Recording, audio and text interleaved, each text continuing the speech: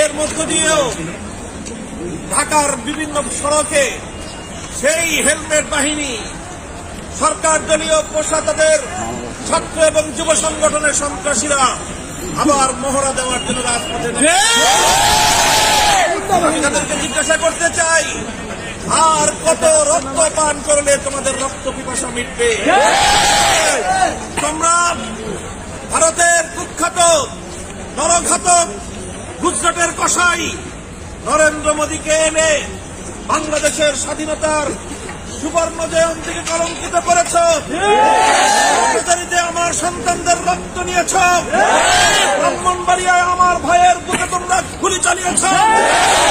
এভাবে বাংলাদেশটাকে একটি মৃত্যুপুরীতে তোমরা পরিণত করেছ। এরপরেও তোমাদের রক্ত পিপাসা মেটেনি। গতকালকে সরকার দলীয় সাংসদ ওবায়দুল মুক্তাদিরের নেতৃত্বে বাংলাদেশের প্রাচীনতম ইসলামী বিশ্ববিদ্যালয় জামিয়া ইউনুসিয়ায় গিয়ে হামলা চালানো হয়েছে। সেই হামলা প্রতিরোধ করবার জন্য এলাকাবাসী গ্রামবাসী যখন তারা রাজপথে নেমে এসেছে, যখন ছাত্ররা সেই হামলার প্রতিবাদ করবার জন্য রাস্তায় নেমেছে, পাখির মতো গুলি করে আইন শৃঙ্খলা রক্ষাকারী বাহিনীর পোশাক পরিহিত পেটোয়া বাহিনী এবং তাদের ছত্র ছাড়ায় সন্ত্রাসী সরকার দলীয় যুব এবং ছাত্র সংগঠনের সন্ত্রাসীরা গুলি করে সেই ব্রাহ্মণবাড়িয়ার তৌহিদ জনতাকে পাখির মতো হত্যা করে। আমরা স্পষ্ট ভাষায় বলতে চাই, এভাবে আমাদেরকে যদি হত্যা করতে থাকো আর এভাবে যদি বাংলার জনপদগুলো তৌহিদি জনতার বুকের রক্তে রঞ্জিত হতে থাকে, এ রক্ত আগামী দিনের ক্ষোভকে আরো উত্তাল করবে। তৌহিদি জনতাকে হত্যা করে তোমরা আন্দোলন জমিয়ে দিতে পারবে না।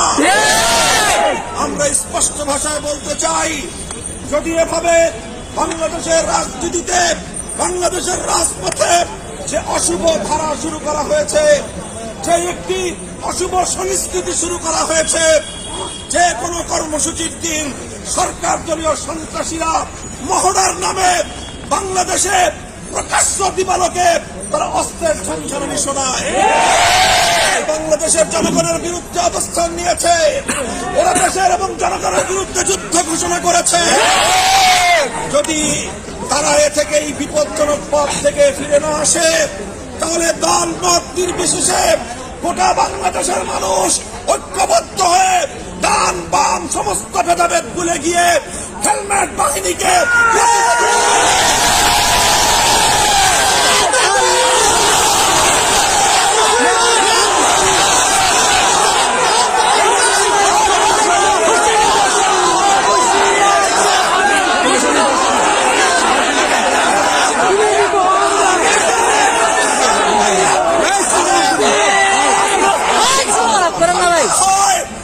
এই সকল রক্তের ইনশাআল্লাহ প্রতি ফোঁটা রক্ত কথা বলবে।